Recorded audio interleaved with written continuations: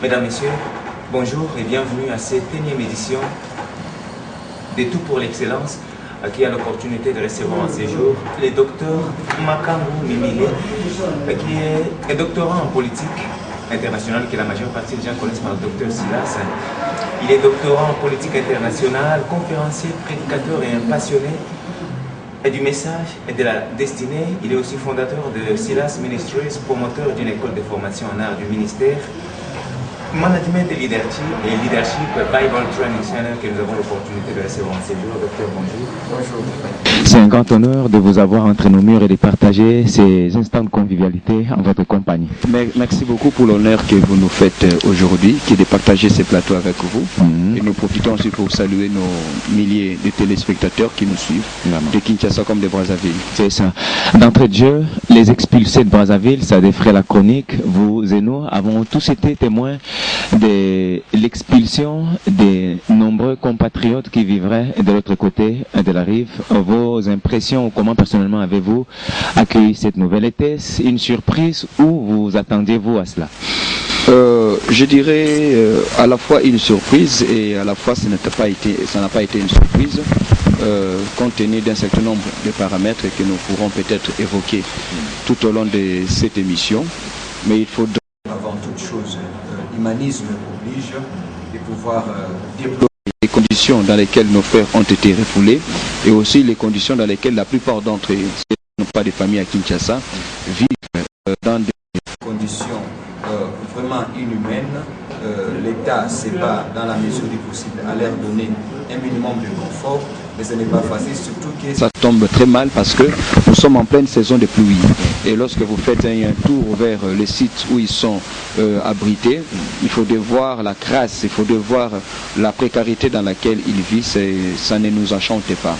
Mais je dirais aussi, ça c'est un aspect. Un autre aspect, c'est que je crois que cette situation devait nous réveiller pour voir quelle politique devons nous adopter. Parce que le Congo, il faudrait toujours les rappeler, nous sommes un pays à 9 amis. 9 amis et qui sont à la fois 9 potentiels ennemis.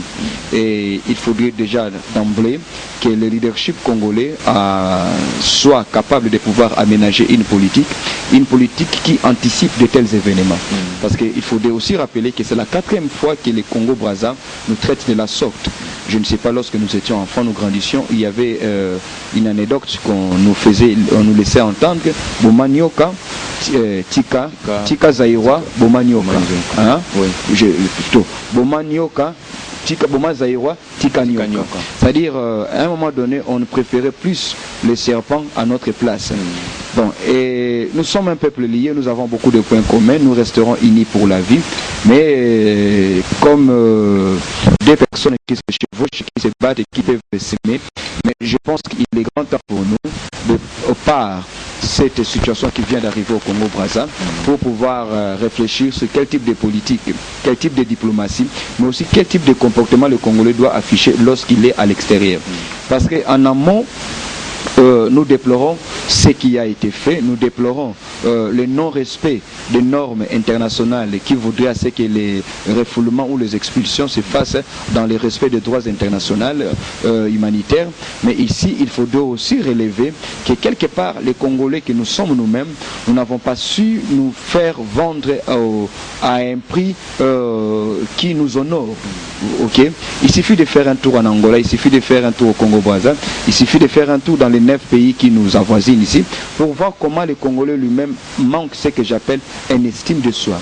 Le Congolais se vend à un prix si vil, si bas, qu'il n'encourage pas à ceux-là qui le reçoivent au pays hôte de les respecter, parce que le respect n'est pas un droit.